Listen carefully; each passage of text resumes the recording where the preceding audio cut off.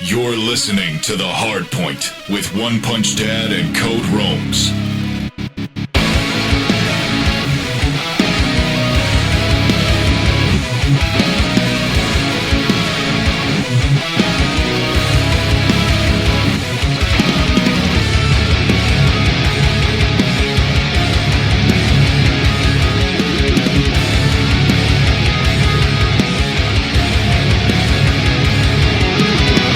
Welcome back to the Hardpoint episode number 51, baby. Ow! My name is Josh. I go by Onexpunchxdad online. My name is Cody. I go by C-Murd. C-Murd. Today it's C-SWAT. We're gonna call you C-SWAT today. C-SWAT. C-SWAT. Right. You know why? Why? Because it's baseball time. It's baseball time, America. It's time for call me C Grand Slam. C Slam, C Walk Off, C Triple Play, C Double Home Run, C Drop Third Strike, C Where the hell's Aaron Judge been this year? Man, it's like he just gave up at the most important moment. Well, anyway, as of this record, it is game. What are we on? Game 4? Is this game 4? Yeah, game 4 of the World Series going on right now. Sniffing a sweep. If C-Murd, C-SWAT, C Grand Slam, and I seem a little distracted, we are absolutely 100% eyes on for this game. Even though I'm gonna be real with you, C-Murd. I think she's done. I'm going to call it right. I'm going to call it early. We're in the middle of the second inning. I think she's done cooking. I think so. I think after last night it was over. After LA goes up 2-0, that is surprising, but they just did what they were supposed to do. They won their 2 home games. New York had a chance to come back and take care of business and tie it up. So, yes, it sucks being down 2-0. The odds are against you. But you just got to do what they did. Win your home games, and you're back to even, and it's 0-0, and play on. And you couldn't do it. Your back's against the wall. You couldn't get a win. Baseball is one of those sports out there that there's so I guess it's because there's so many games and it's over 100 years that we've been as a nation just watching the sport, but there's so many stats, and I wish I knew the stats about how many teams came back after being down 2 games. At the beginning of the World Series. I don't think it was a lot. They said in this series alone, these 2 teams had done it like a combined 5 or 6 times. So it's, back in the 50s, 60s, 70s. It's not unheard of. Not unheard of. It's not probable, but it's not 0 and 500 is the percentage of teams that have done it. So yeah, it could have been done. All they had to do was win last night. I feel like we were, even though there has been plenty of entertaining moments, if it's a sweep, we were robbed of a couple extra games. I don't really have a dog in the hunt here. I think I was going for LA overall, but above all else, I just wanted a long, entertaining, back and forth series, and it's not going to end up being that. It's not going to end up being like that. Our team is the Texas Rangers, who were in the World Series last year, 2023, against. Damn it! I should have worn my Ranger shirt against the D-backs, and they were trading hits the whole way. Yeah, they were trading. It was a full blown series. I think it was Game 6. I think so. Yeah, Game 6, and it was. You didn't know. You didn't know which way it was going to go. Some really cool moments, but this one is full of cool moments, but it's full of so many cool moments, and they're all for one team, the LA Dodgers. That one guy, what's his name? Freddie Freeman, baby. Freddie, dude. Freddie Freeman. Freddie, he just hit, I think it was in the first inning, hit another home run for 5 consecutive games. He has homered. Another one? Okay. Yeah. I saw the first 3. I knew there was one prior. I didn't know he already hit one in this game, too. I have to. That man's on fire. That man is blazing right now. I think he used to play for the Braves. I want to say he did a stint at the Angels, but he really. I have only been following baseball closely for a couple years. He doesn't come up a lot, but he's not only did he make history during Game 1, he hit the first walk-off grand slam in World Series history. I cannot believe that's never been done. I kind of can't either, but when you think about how, I mean, it is literally 2 points in space traveling towards each other, right? Right. And the announcer kind of teed it up, right before he did his at-bat. He said, this is a moment, this is like how you hype kids up in high school. Right. Bases loaded, bottom of the 10th. What are you going to do? This is a moment baseball players live for. And he got up there, dude. And it was, I got to say, he cranked it, bro. He cranked it. Nuked that thing. And I got to say, I'm not a Dodgers fan. And I had no pretext for who Freddie Freeman was before this happened. But it was very emotional. Like the fact that he ran over and was hugging his dad. And like, he was like they interviewed him and they like poured the water on him. He's like, this one's for my dad. This belongs to you. Kind of a goofy guy, man. He's really likable. He's really, there's, I guess now that he's like man of the hour right now, if I'm being real, like Shohei who, honestly, right. Because Freddie Freeman has carried this team as far as the amount of just like huge plays he's made. There's a lot of clips of him floating around right now of him like mic'd up. You know how they'll mic up the players occasionally and kind of talk to him between at bats and stuff or whatever. But he is goofy. He's really goofy, and like especially when he's mic'd up, he just says the goofiest shit. It's pretty funny, man. But him running around the bases after he nuked that thing, he's running, flexing, and running around the bases, screaming. And just so awesome. Just the warlord drop of the bat, like he cranked it, and before it even hit its apogee, its apex, right? He held the bat up like it was Thor's hammer, and looked out over the stands as if to ask, "Are you entertained?" And then just proceeded to trot around the diamond like a Chad. Can you imagine a better feeling? And it's something we'll never experience, but at the highest level of really any sport, doing something of that magnitude in a packed stadium at home, like just experiencing that level of like, dude, you would feel like God. I know what I'm about to say is going to sound like I've never watched sports before, but Freddie Freeman won baseball. He won baseball. Like he didn't. He won the game. It was a walk-off grand slam, but he won baseball. Like if there is a life's pursuit in baseball, he won it. He got the platinum PlayStation trophy. Straight up. The only thing that could be elevated above that would be like to close the series out, which that's a micro notch above. I'm not even ruling that out, dude. If somehow I'm watching it right now, it doesn't look likely.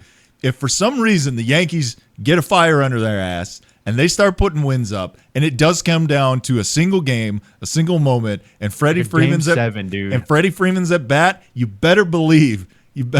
I think that dude is gonna make history again.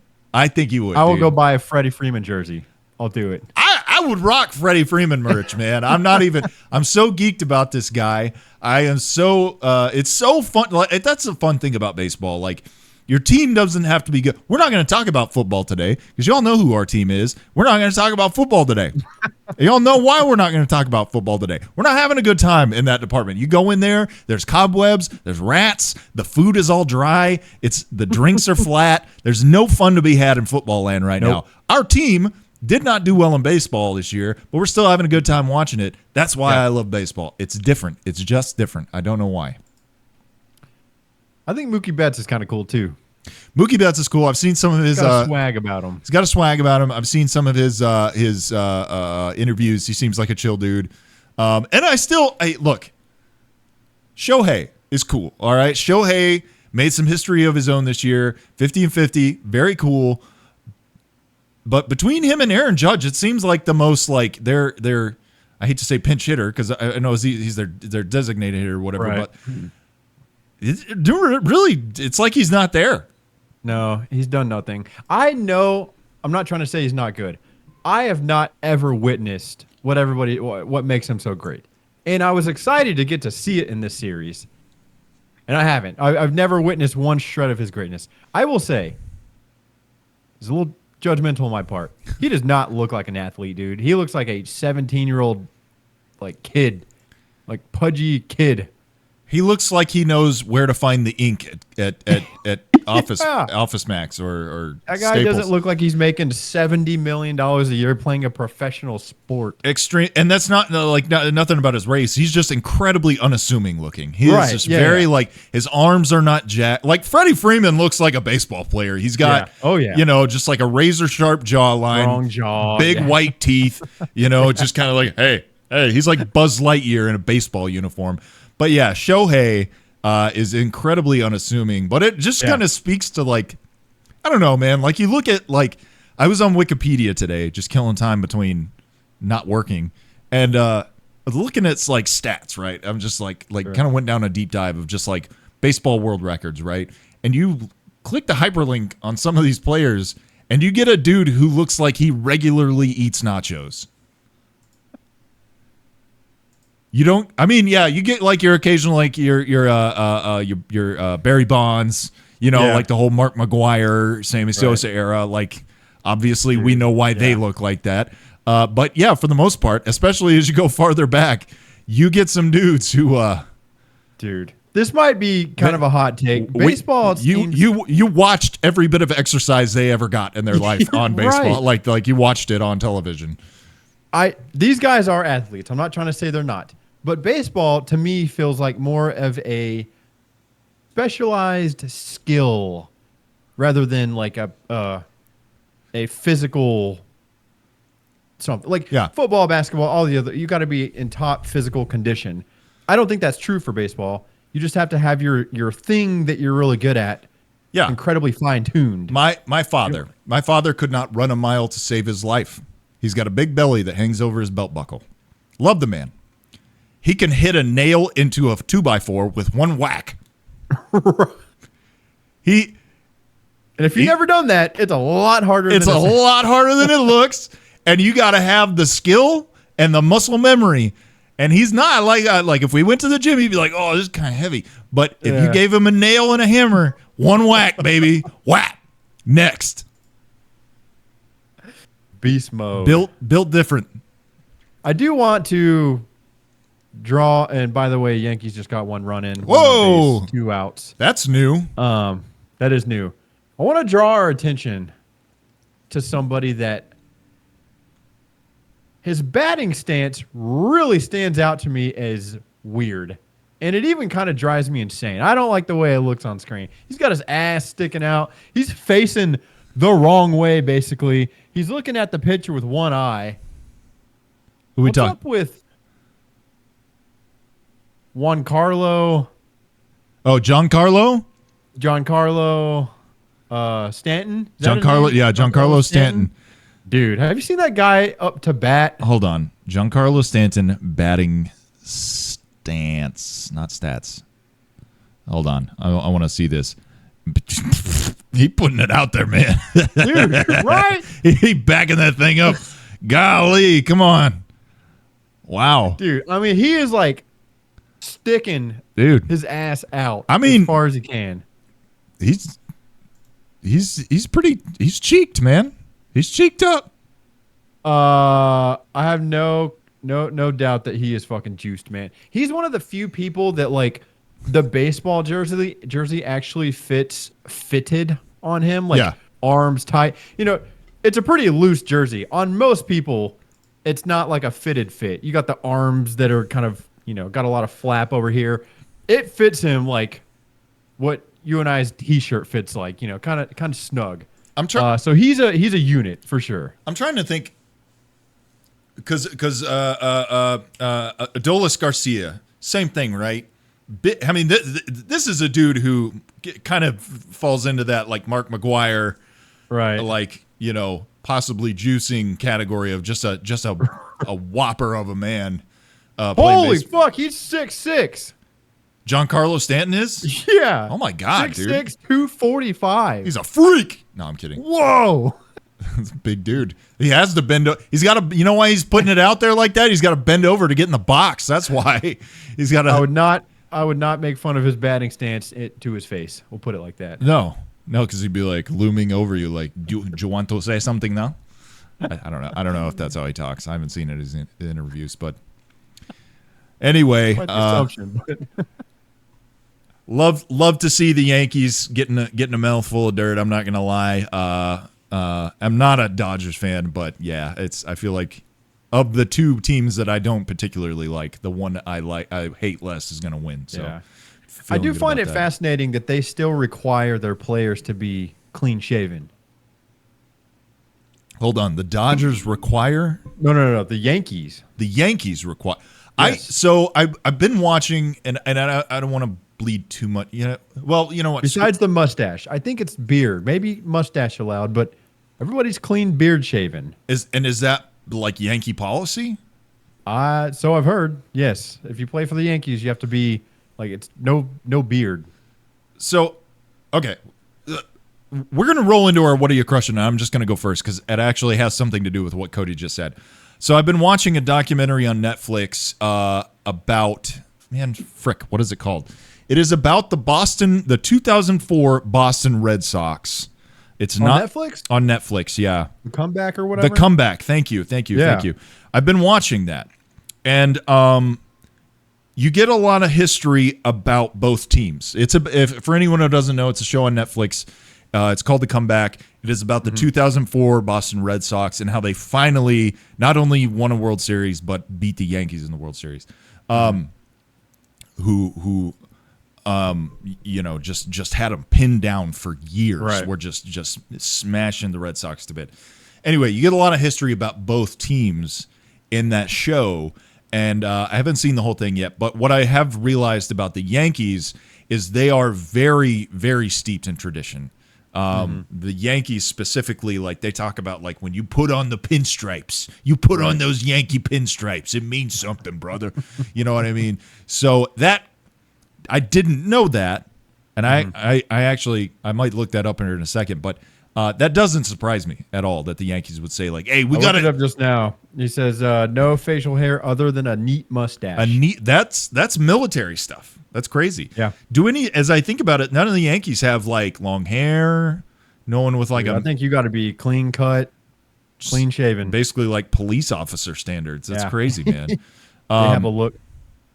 Yeah, that's nutty to me.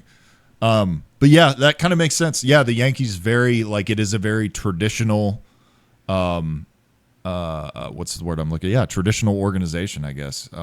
Which is kind of weird. There's some guys, I don't know which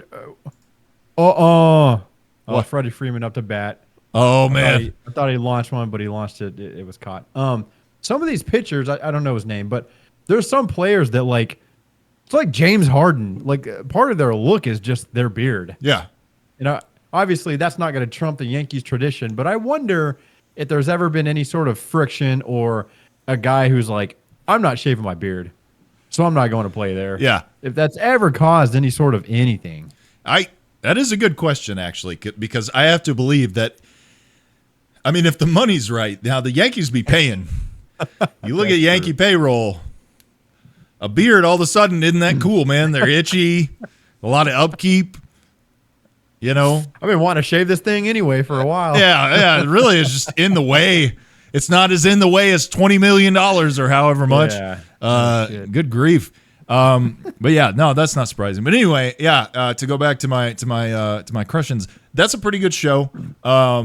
It is, it's baseball time, well, it's fixing to be over, I guess, but in my mind it feels like baseball time, so I've been kind of trying to be steeped in that. But yeah, it's a really good show. There's a lot of, I like these kind of like R-rated, pull back the curtain. A couple weeks ago I watched that Vince McMahon WWE documentary, Mr. McMahon or whatever it's called. I love these kind of raw peek behind the curtains, like where there's no hero. Like several moments throughout this series, you realize the Red Sox are kind of vindictive. Like there's points where one of their players is at bat and he gets hit. He gets drilled by a ball. And so they literally, like, the manager walks on the mound and is like, hit him back. Like, they're very, very petty. And like I didn't even realize, like, I'd seen clips of this fight, but I think it was the 2003 World Series. They had a full-blown, like, brawl on the field. Really? Between the Red Sox and the Yankees. So, but I watched some of that. I think I'm down to the last episode, so it's right up to them kind of going to the 2004 World Series. Worth it? Recommend? I'm enjoying it. It's 3 episodes, so the first episode is it really kind of laying the scene, right, of how a lot of people the Bambino curse, right? Like Babe Ruth just hexed the Red Sox, and they couldn't win a World Series ever, right? It was this big curse, you know what I mean? So it's kind of like laying all the framework and kind of the history of just the organization struggling and all that stuff. And it's really good. It's good so far. I would argue, if you're not a diehard baseball fan, it may not appeal to you. But if you dabble, if you can stand to watch a couple innings, it's good TV. It's good to go, and you get a really good look at some of the personalities, the players. Yeah. So really, check it out. It's been on that top 10 on the Netflix. The Netflix. That was very old sounding of me.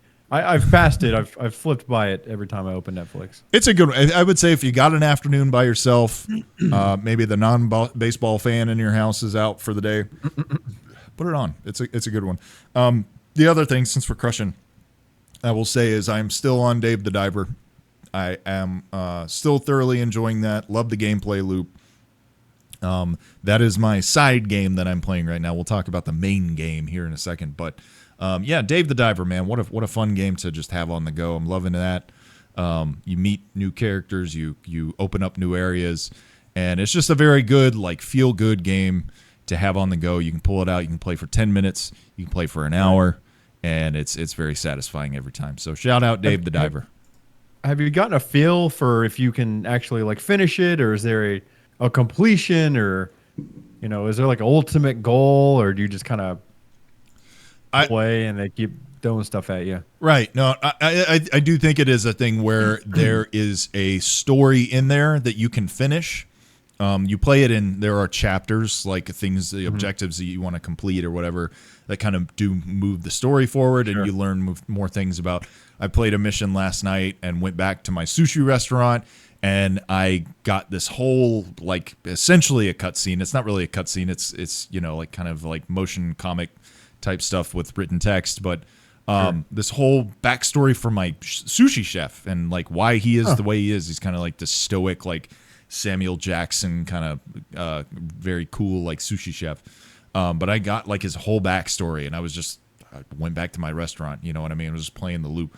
So I do think there is a story there. I do think that once you complete that story, you can just play the game to your heart's content until you wear out on it, which is fine. I do have every intention of seeing the story complete.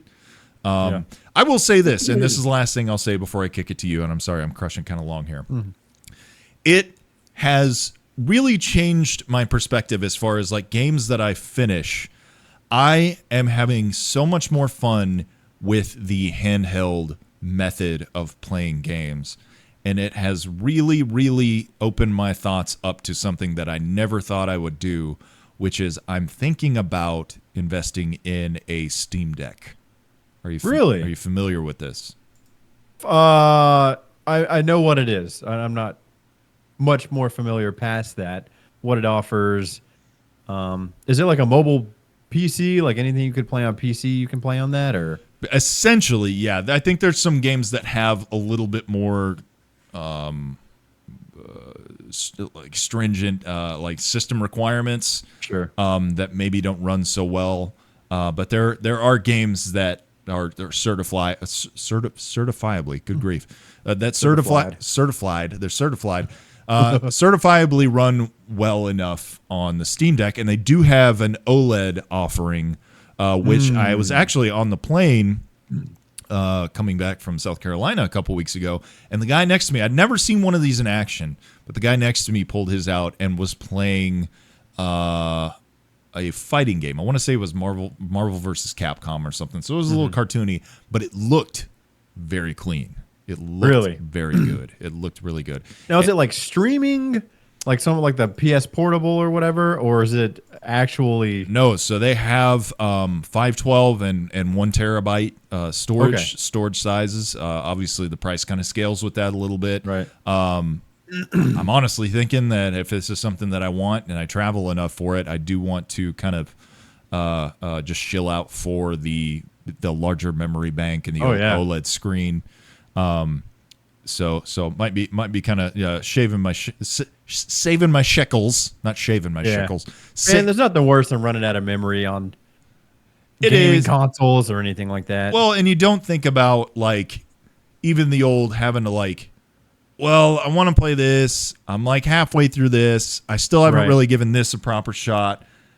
I have to delete the least important of the 3 to play the new one. And then you get to it and you're like, oh, I kind of want to play that other one again, but I already deleted it to play this one, and that's going to take 3 or 4 hours. So, I think I am going to just try to get the 1 terabyte model, but they're substantially bigger than a Switch. It's not quite as light, but it does look a lot sturdier in that it's the Switch kind of the side handles kind of shake. Quite a bit, unless you have the Switch Lite, which is very tiny and the screen's not great. But yeah, it's got me thinking I might get one of the. How fun to be able to play Cyberpunk, or as long as I can run it. But I'm sure it runs Red Dead 2 very well. Like a game like that, being able to play that on the road, I think would be very fun. That's pretty cool. I'm interested. If you get one, I would like to hold it. I will absolutely, man. I'll let you take her for a test run for sure. If I do end up with one in my hands. All right, I've spoken long enough. It's still 2-1. We're at the bottom of the third. Man, I want to say quick update here. Aaron Judge hit with a pitch. Giancarlo Stanton hit with a pitch. He got hit right in the finger, dude. He just went down. He's on the ground right now. And Aaron Judge got hit in the wrist. I think there was 1 out, 2 people on base, about to be 3. So bases are about to be loaded. 1 out. Wow. Golly. Oh, dude, it hit him right on the nut. That's got to be a broken finger. That's crazy. Dude. What's Stanton's field position? Do you know?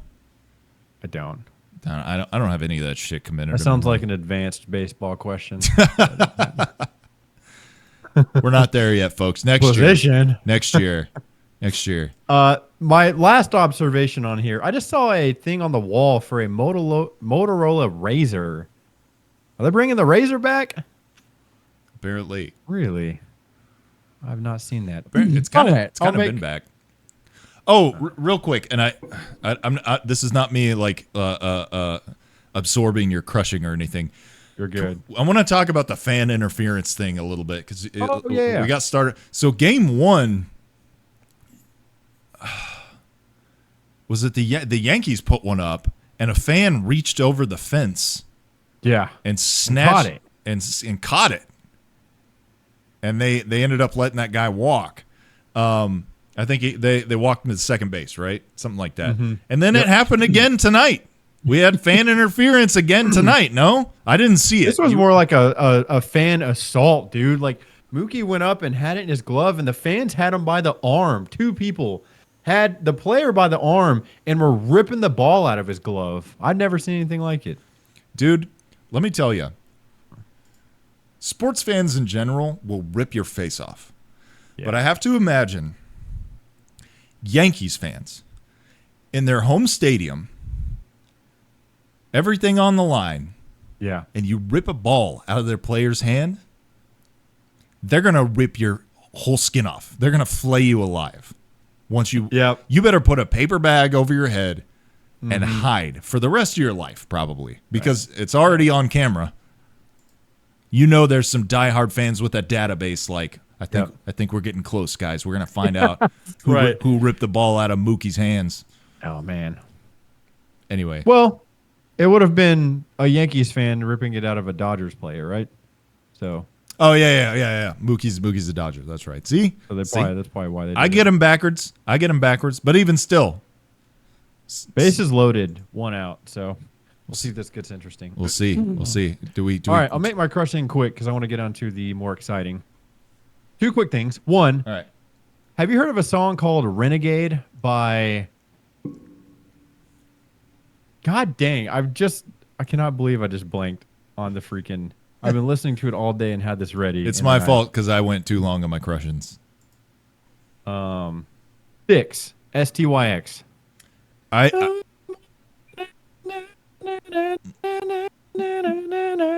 Oh yeah, that's a banger. Yeah.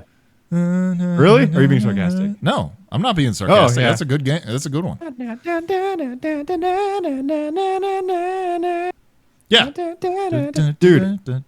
Banger, bro. Banger City. It's a that good one. song is heat. Sticks has some dude.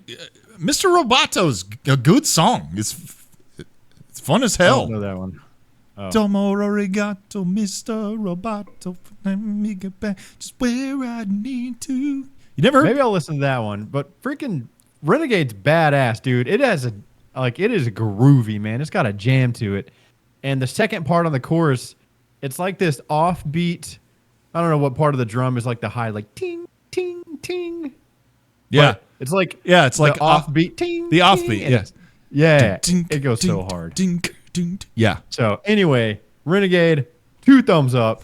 Just now getting around to it. That Nice. song fucks.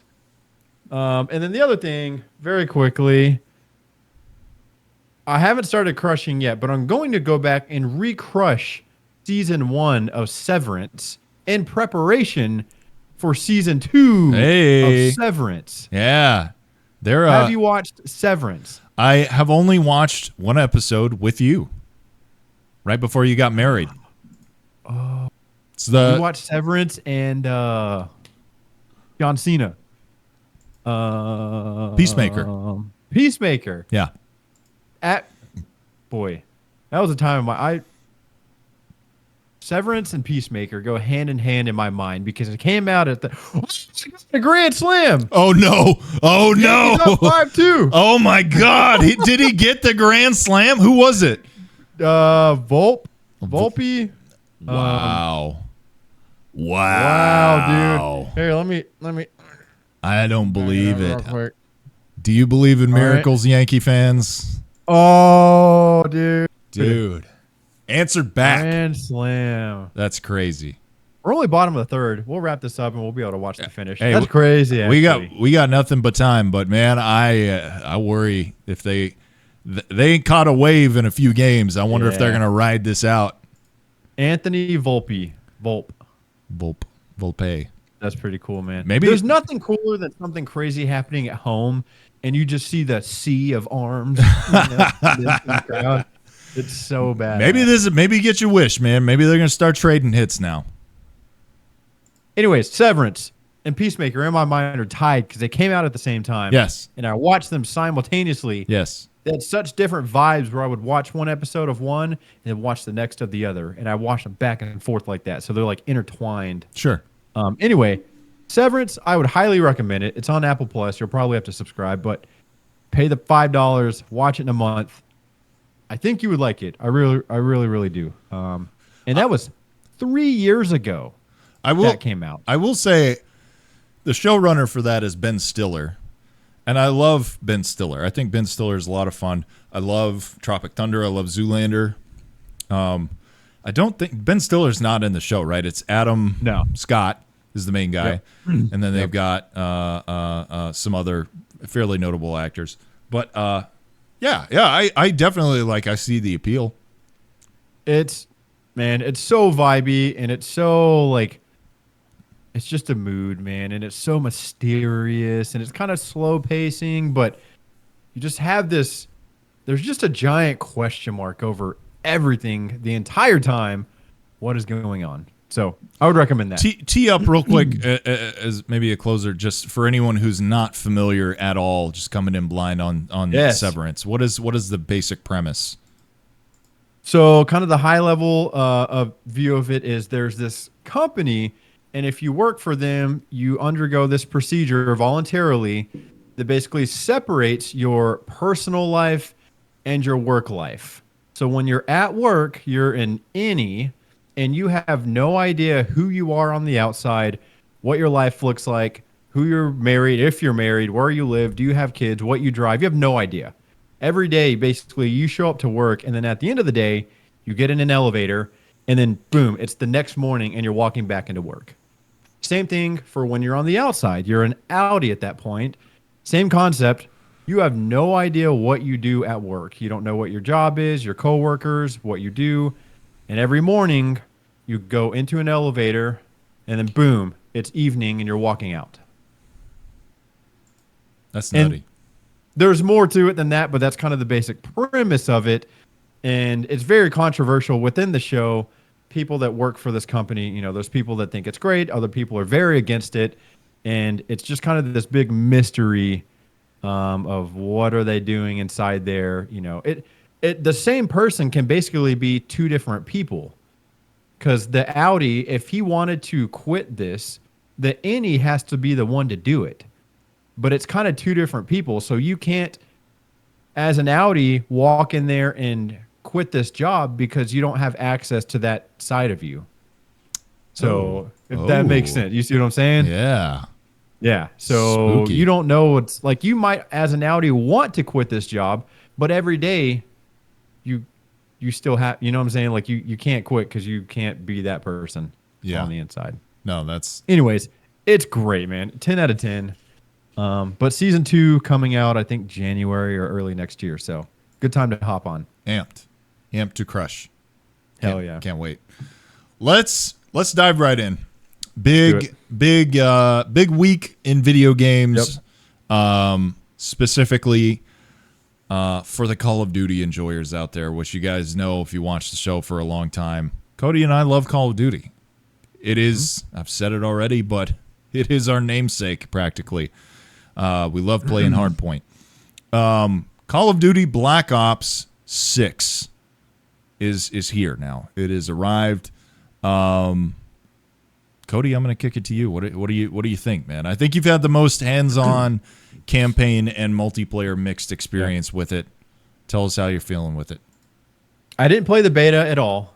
So this genuinely was my first time playing it. And so far, I love it, man. I haven't spent just a ton of time with it.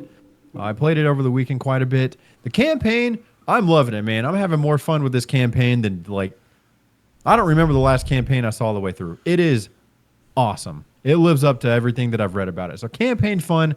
Multiplayer is great. I've only seen the same few maps a few times, so that's... I feel like the map rotation is kind of... Sure. I don't know. It's got to be more than like 4 maps, but that feels like all that I've seen. But gameplay, very fast, fluid, kind of what we've come to expect. The UX is great. I was telling you when we were playing, the menus, so fluid, so easy to navigate.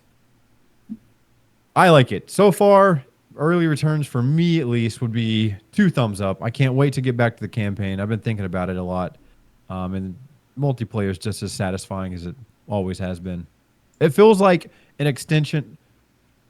That sounds like I don't mean that a bad way. It feels similar to Cold War. It doesn't feel necessarily like it is a whole nother game. I mean it as a compliment. We loved Cold War. It feels like an extension to Cold War. Yeah. In a lot of ways, it does feel like the natural growth, because if you play games in a series, you want to see them kind of grow and develop and add things over time. And it does feel like a very natural evolution of kind of the Cold War Treyarch format where they're at right now. I agree with that. But a step forward. It doesn't feel like part 2 of the game. It feels like an evolution. That's a good way to put it. It feels similar, but the movement is better. The graphics, to me, at least look a little better. It is a step up from Cold War, but it has that feel to it, which we both love so much.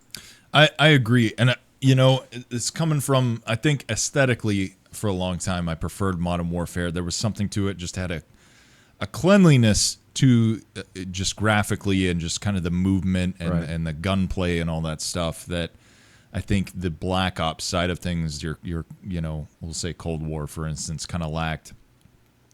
But I think what Cold War in my mind made up for was the snappiness of the combat and the impact of the combat and the athleticism to it. And that's one thing about these games is that you do in Black Ops tend to feel a little bit more athletic, almost to the point of like ridiculousness. And I kind of talked about early impressions about people literally just spinning around midair, which is part of the new Omni movement system, which I'm still trying to get the hang of. I have a lot less experience with the main game. I did play the beta. I'm right there with you, man. I really see this as, a really good, really, really fun Call of Duty season that's coming up. Yeah. You talked about the cleanliness of the UI. That's one thing that the Modern Warfare franchise, I feel like, has fucked up year after year. Such a fun game. We had a really good time playing Modern Warfare 2 specifically. That gameplay was a lot of fun, and they added a lot of fun features and progression and gameplay modes that I think made that a lot of fun. But the UI was a fucking mess, and it was not a fun place to be. It was not a fun place to hang out. We talked the other day when we played together about how fun it was to have a fun lobby again. The lobby, the music in the lobby right now. Oh yeah. It's very hyped. It's kind of upbeat. Yeah, the kind of like 80s synthy feel. Get in the fire. Whatever she's saying. I don't know what she's saying, but it's very cool. It's sweaty gameplay. It's very sweaty. Way sweatier than Modern Warfare. We did note playing the other day that you do feel a little bit more fragile in this game, and there is a lot less.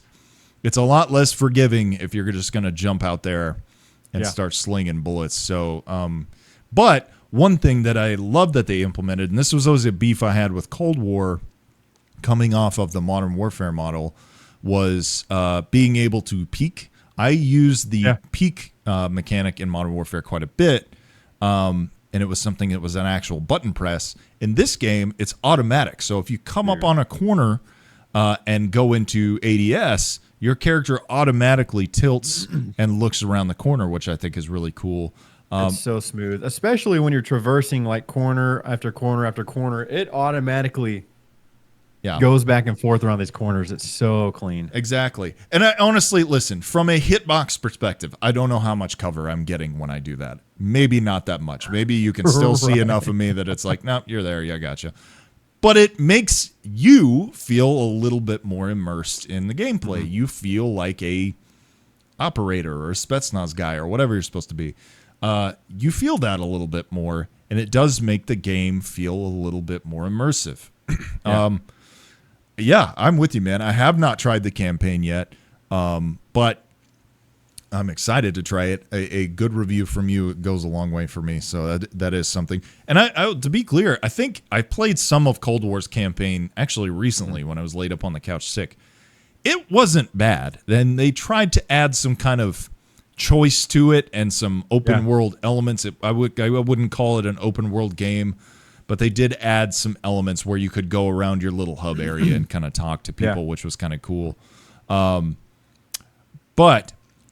I will say for Black Ops 6's part, I think the one thing that has, and maybe this is something that as you play and you kind of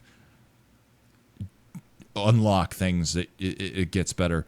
The starting weapons are not jumping out and grabbing me. I really haven't found anything that I really love to use or feels like, and I try not to pay attention to the meta. I fell into a bad habit many years ago of just like, what's the strongest gun? That's what I'm going to use. I don't like that. I love seeing people go bananas on a map with a gun that is objectively dog shit. I love watching people clear people out with like the worst shotgun or the or the wimpiest pistol. Like, I think that's fun. So I want the gun that grabs me to be good, and I haven't felt grabbed by a gun yet. So maybe in time. But that's really my only beef. From a actually how does the game run perspective, I will say Cody and I both are playing on Xbox. So from a file size, install, can the game run perspective, I would say that's a yes with caveats. We did have Cody in there the other day. How many rounds would you say we played where you kept 3 or 4 kept getting kicked? Yeah. I would get in, maybe get about 60 seconds into the match, and I'd hear Cody say, "Man, I'm in the lobby again." It was really frustrating. I think that might have been, which I don't know how. It was saying network issue. I mean, I had constant network over here, but yes, that happened a few times. That was annoying. I will say the other, and once you get past it, it's no big deal. My download experience was incredibly frustrating because I guess I didn't already have COD installed, which I thought I did. But in preparation on that Friday to play, I downloaded 220 gigabytes of something. And then I go and I click Call of Duty, and it says, Call of Duty needs an update. I said, okay, update. 320 gigs of something is downloading. So after all that, I go into the game. Let me back up a little bit. I didn't let all 320 download. It's in the progress of downloading, and then it gets to the point where it's like ready to start. So I go into the game, and it's downloading all this other crap. Warzone, all this other stuff besides Black Ops 6. So I cancel everything, and then I redown. I mean, it took me an entire day and night to get this thing downloaded just to play. That's a bigger conversation. I missed the day of just popping in a disc and playing. You gotta plan your plays nowadays. Here's my thing with that. I think that is leftover UI trash from the Modern Warfare, and I don't know, a big Call of Duty or Activision or whatever. They have, even on console, and I know PC players are probably dealing with this worse than anyone, but the launcher, you own Call of Duty, but you also within that can launch the Call of Duties, the different Call of Duty experiences, whatever, Warzone, Modern Warfare 1, Modern Warfare 2, Black Ops. That is fucking terrible. I hate that. It's so bad. Let me purchase the game. Let me launch it as an individual game. I don't want to buy a disc. I don't want to pop a disc in. But I do want to buy just Black Ops 6. Only install the elements of it that I want to play, i.e. multiplayer, maybe the campaign if that's what I want to do, and no more. Right. And walk away and know that I don't have to download Call of Duty proper. Right. And the base game, and then Warzone, and then Cold War, and then Modern Warfare. I don't want all those games. I just wanted Black Ops. Yeah. That part is the part of Call of Duty that I just cannot understand why they continue to try to make that work. It doesn't work. Like the amount of content creators and video game reviewers that one of my favorite video game reviewers, Video Game Donkey, very funny. You know, he's hard on everyone, but he's honestly, like, he points out legitimate faults. His 6.5 minute review of Call of Duty Black Ops is trying to launch it on PC, which immediately told me I'm not playing this on PC. I will play it on the Xbox. I have no desire to try to make this work on my machine. So yeah, that part sucks ass. Yeah. It's annoying. You're right. I don't like the base menu with all the different Call of Duty games. I just want them to be separate entities, separate games that you can download individually and play individually. Precisely. They're all intertwined together, and it just complicates everything. Precisely. And I no one has been able to intelligently explain to me why the fuck Call of Duty is so big. Like, a single Call of Duty game is over 150 gigs at a minimum. Why? No one can help me understand why. Battlefield 5 is like 90 gigs. Yeah. It doesn't make sense why these games are so fucking huge. There's really not a ton of stuff in there. It's multiplayer and a straightforward single player campaign. Like, it's nothing groundbreaking, earth-shattering. Exactly. There's not some huge overworld that you need to just have ready to load at any given time. Maybe it's just the graphical fidelity that they're trying to get to. I don't know. I'm not good at that stuff. But anyway, overall, all that typical Call of Duty humdrum bullshit aside, it's really fun. It's really fun. Like I said, the Omni movement thing, I think it's growing on me. I think Cody, while we were playing the other day, did have a kind of like spin midair headshot moment with it. It was like a Max Payne where you're running and you dive, and in midair you turn and kill somebody.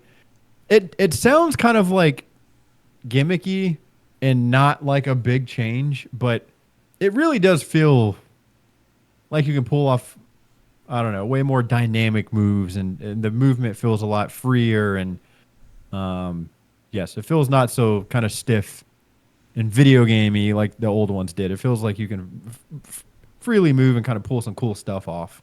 I like that, and I think there's a part of me that probably is never going to do this, but there's a part of me that wants to load into an empty map and practice. Okay, you get shot in the back. How fast can you turn around, leap into the air, and be firing from the supine position as fast as possible, and just drill that over and over. So I think that part's cool. It's like I said, it adds an element of athleticism to the game and movement freedom to the game without giving you straight up like double jumps and wall runs. Right. Which is like it's still grounded in reality, but kind of ups the movement just a little bit. Yeah. It does look a little. There's a few moments when you are shooting someone who's doing that, or watching your teammates do it, that does look a little bizarre. But you don't. I don't know. That's not why is that guy sprinting backwards? Nobody does that. Yeah, exactly. Man, that dude trains hard. I just wanted to mention this real quick. I thought this was interesting.